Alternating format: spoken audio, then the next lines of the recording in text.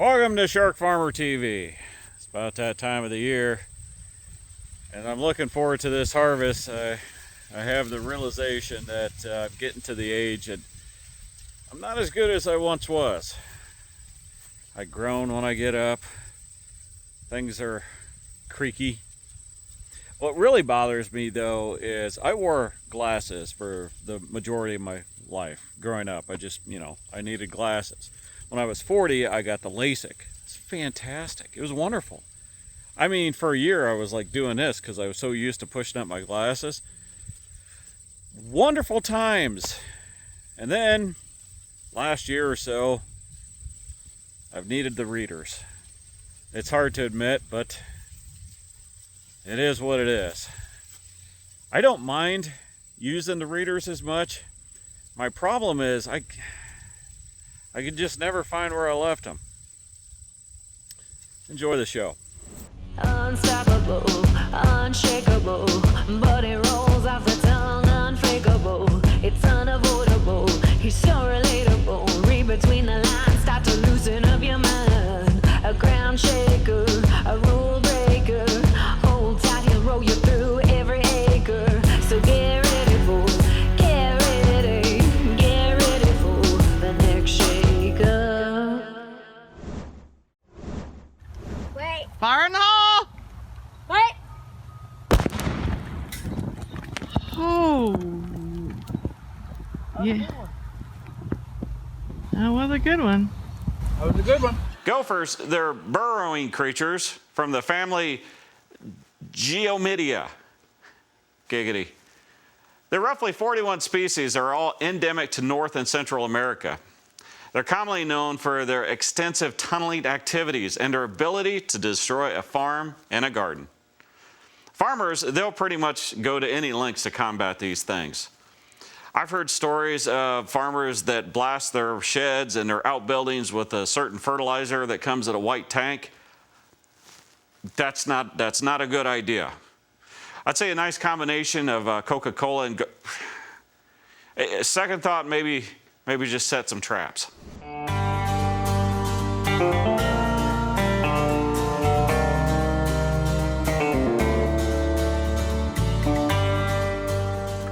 I'd buy them. I don't know why. I want to eat the hump. Maybe have some hump roast, or like cut it up into hump steaks. You put some sauerkraut on there, maybe some Velveeta cheese. Sounds delicious. Okay, here's what's happening here is the planter is going along. The grass, that's like the property line, but without a fence there, and he's hanging over a little bit. This is kind of one of those things when your neighbor does it, you go, oh, okay, I want to hang over and plant our side of the field a little bit. I've done this, and it's not on purpose either. I do not have that ability. Some farmers, they can get in a tractor and they just look forward and that thing is exactly where it is. I keep looking back, and when I look back, my hand goes with it, and then all of a sudden, this is my outside line. We've kind of taken that all away now when we map it out with the John Deere precision stuff. It's kind of a good thing on my part, but honestly, I'm gonna miss it to see everybody going over on the neighbors. Maybe you could just map it still where you're going on the neighbors. That way you get a little extra acreage.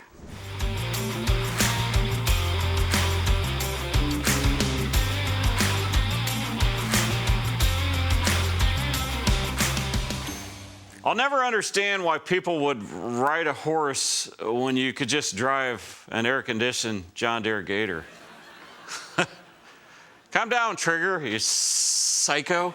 My gosh, they don't quit. They just keep being nuts and stuff. That's like, oh, I'm going to pull the fence apart, and then I'm going to like just drag the post around. It's kind of like one of those like victory things, like, I don't know, when you cut somebody's sword off or whatever, and this horse is just going nuts with a fence post. This week's machinery clip of the week is presented by John Deere.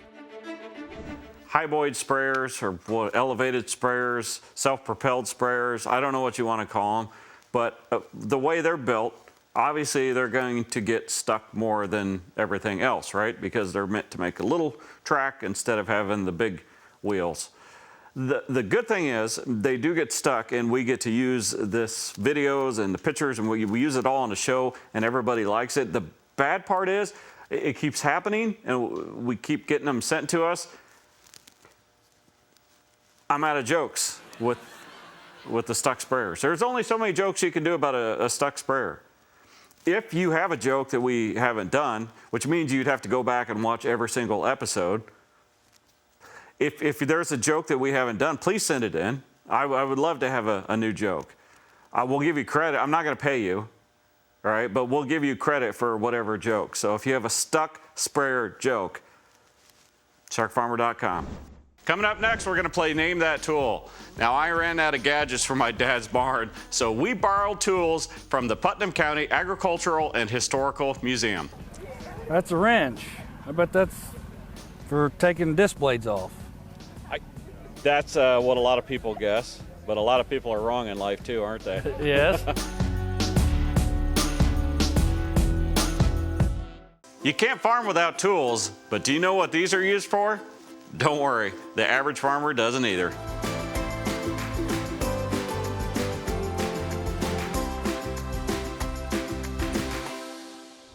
What's your first thoughts? Well, it reminds me of a wrench, but it's huge and it doesn't look It does. A lot of people say that like the old the disc wrenches. Yeah. I have no idea what this is. What you got there? That one, I'm not sure. It could be used for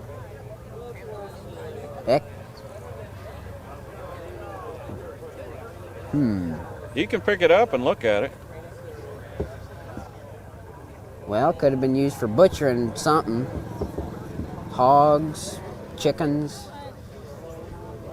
Could have been used, so I know I've got an old fence stretcher that, I don't know if it's another fence stretcher, but you attach your wire and you crimp it and then you just pull it around the post by hand. Yeah, I know what you're talking about. That is not it. Oh. I'm curious how you would butcher chickens with that. I'm not sure. Well, let's see if it tells me. It's patented. A giant wrench. No, it is not, but it's surprising how many people guess that. That's what I would think too. Stirrups. You're going to hook these onto your saddle and use them in your horse. How does that work? Not even sure, but I thought I'd try that one. No idea what this is actually going to do for me. You ever used one of those? I have never seen one like that before. It's aggressive looking, isn't it? I could see why they don't make those anymore. And you're gonna be able to get a hog to stand still long enough to stick their feet in that? No, the mouth. The mouth. Oh, I see. Yeah. And then you just grab this as a handle, huh? And you pull it backwards, Yeah, and then the hog's yeah. going to pull against you. Yeah. Tool for a threshing machine. Over on the south side, then. A tool for a threshing machine? Yeah. Area. Like a wrench almost? Yeah. Pretty much like a wrench. That's a wrench. I bet that's for taking disc blades off. That's what a lot of people guess, but a lot of people are wrong in life too, aren't they? Yes. Well, I think that's what they used to pull on the hogs and that, put on the snout and pull them. You ever use one? When I was real young. When you were real young? Probably when the hog was pulling you. Yeah.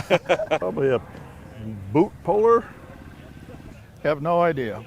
Any thoughts, any guesses? No, I don't. You're kind of just a yes-no guy, aren't you? Haven't seen much this. You got angles going both ways, so I don't have any idea on that. You know, I bet you run that over a hog snout too. Exactly. It's a hog holder. Yep. Okay. Hog holder? Yeah. It's amazing how many people don't read it.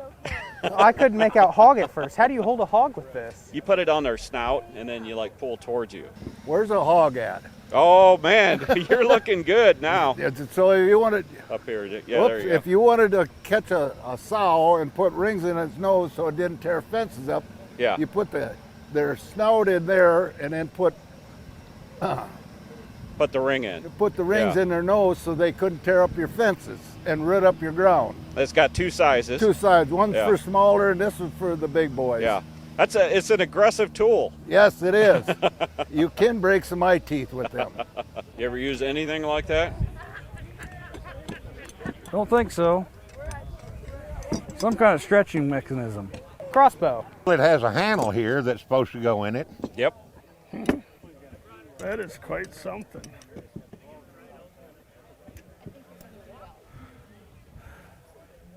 That one you got me on. Is it a household item? It is. Well, Does it have anything to do with making a broom? no. No? No. This one's a funky one.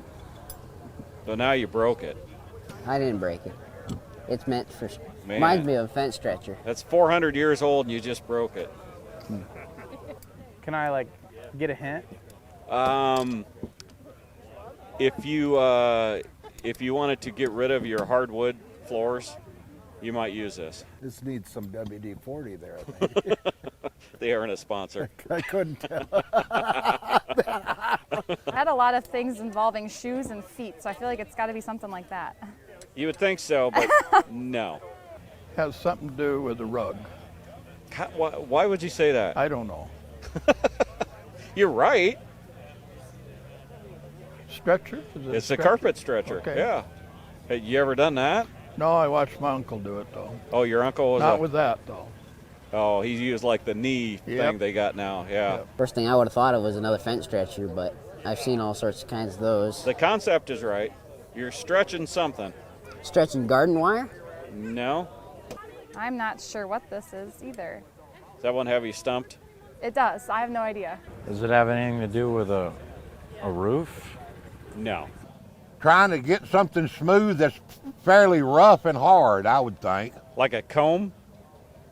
What do you mean comb? I don't know. I'm trying to help you out. I don't know. I wouldn't call it a comb. Not with this. No.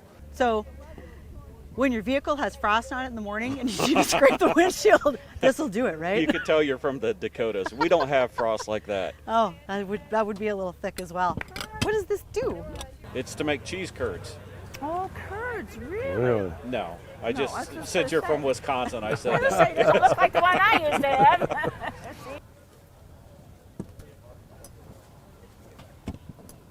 Looks like a carpet stretcher it could be.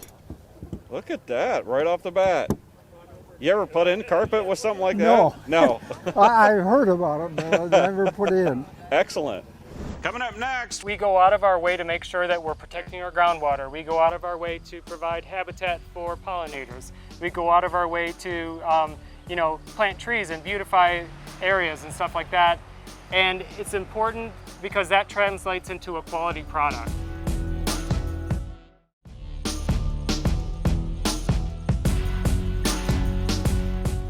all right, we're here today at Ryan Frieder's farm, and where are we? We're in Waterman, Illinois, in southern DeKalb County. Hey, is that very big?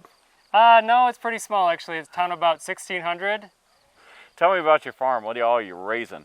So we farm about 2,400 acres. We've got corn and soybeans are primarily our row crops. Yep. About 50-50 rotation. And then we have a small beef cattle herd and some hay, because we like to do crazy work. Because you don't know any better, huh? Right? Is this a generational farm? It is. So I'm 7th generation farmer in Illinois. 7th? Yeah. Okay. We've been farming in the Chicago area since 1851. Y'all got here early, didn't you? We got the heck out of Europe. Yep. Came over here and found the good life. So is this what you've always wanted to do? I've always loved working on the farm. Yeah. Grew up on the farm, worked with my parents every day, worked with my grandpa, saw him in the yard every day. But I never really realized I really wanted to be a farmer until I got into college. Mm-hmm. And then I was sure, that this is where I wanted to spend my life and be devoted to agriculture. Tell me about what's happening today. We got a group coming from Taiwan. We do, yeah. There's a group of Taiwanese grain buyers coming to our farm today. And they're here sponsored by the Illinois Soybean Association on a trip to see how soybeans are grown in the United States, specifically here in Illinois. Yeah, well, that's good. I mean, they're our customers. We might as well keep them happy. Yeah, we got to keep our customers happy. We need everyone we can get, and Taiwan's one of our top 10 customers for exports of soybeans. So that's great. I'm glad that they're going to be here. Yeah. I've been in situations where, people say, hey, can we bring this group out to your farm? I'm like, I'm busy. We're going to have to clean up and mow and all that stuff. I mean, why do you agree to have this group come out? Honestly, it is a lot of work to have people come out to the farm. Even today, just getting everything set and, like you said, making sure things look nice. But we also try and have things prepared, you know, most of the time. Take a lot of pride in what we do. So generally, if you drive by, whether we're having a trade group or not, it'll look pretty nice. You know, try to keep the weeds out of the fields and the ditches mowed, and sometimes not that easy. that is not easy, especially now with, you know, all the resistance to herbicides and stuff. But having the group here today is important because they need to know what we're doing here in Illinois to make sure that we provide them with top quality soybeans for, you know, their feedstocks and for their livestock industry. What's your involvement with the Illinois Soybean Association? So right now I'm the District 1 Director for the Illinois Soybean Association, which that encompasses kind of like DeKalb County and north to Wisconsin and west to the river. So it's a pretty big area, and I've been on the board for 5 years now. So I'm in the middle of my second term on the board. Again, you're a busy guy. I mean, that takes a lot of time. Why do you do it? It does. Yeah, I must be a little bit crazy because not only am I an Illinois Soybean Association Director, I'm also on the American Soybean Association as well.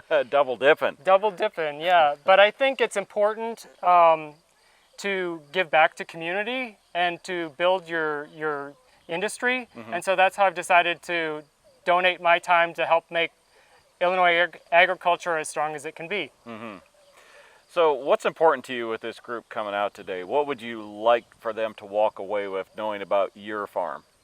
I would really like for the Taiwanese buyers to know that myself as an Illinois farmer really does care about the things that I grow on my farm and what I'm doing to the land that I have care of.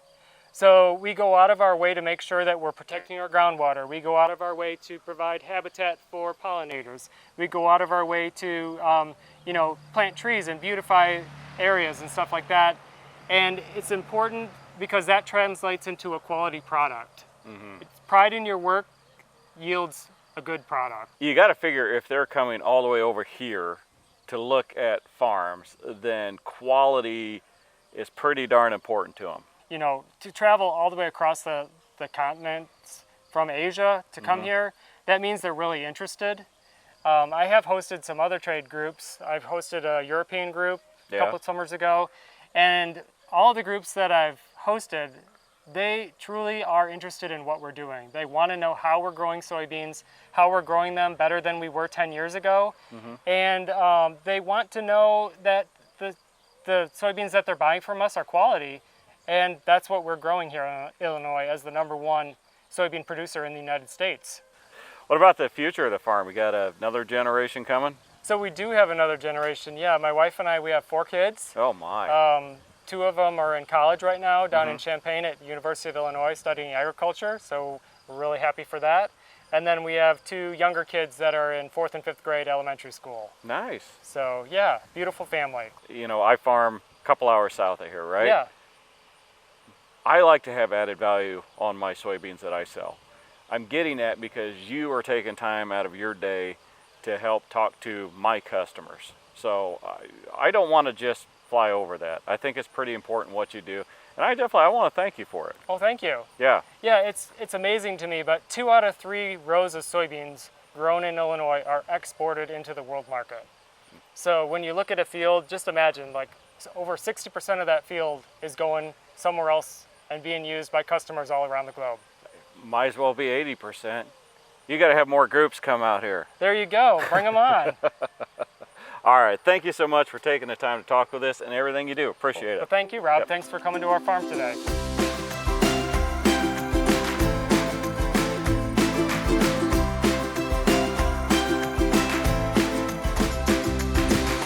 All right, we're here in Joliet, Illinois. We're at the Delong company. We're talking with Austin Delong.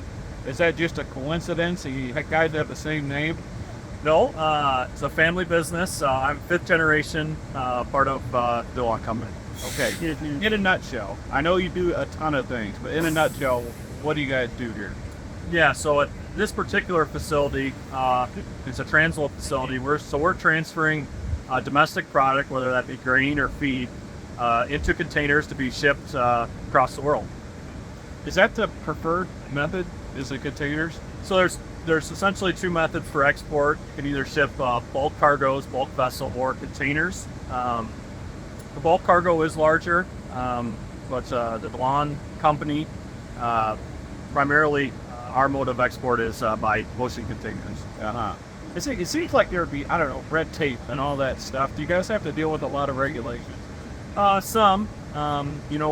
We've been doing this for, since the mid 1980s. So I want to hopefully think that we've learned a lot through those years and have got through a lot of those different issues and trade.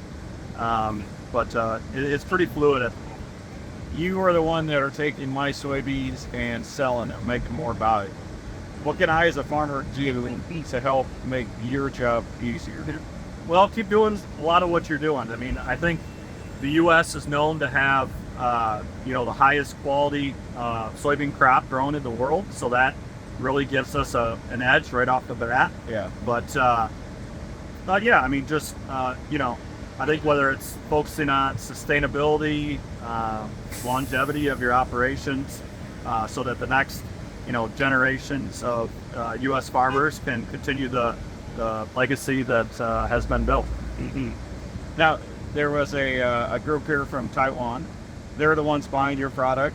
Correct. Okay, so what does that mean? When you're showing them around, what do you want them to know about what you're doing here so they feel better about what they're buying? Yeah, so, I mean, the main benefit of having groups come and visit our facilities is we really get to show them our capabilities.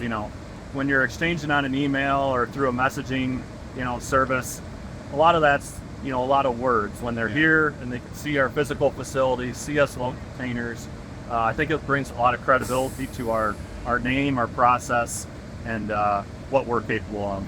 How many countries do you sell to? Great question. I think primarily between 20 and 25 regularly, okay. But I think we've exported to over 40 or 50 countries. Wow, to speak 40 or 50 languages, that's impressive.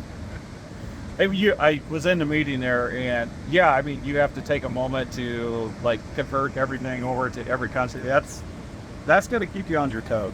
Yeah, it really depends on the group that we have. Yeah.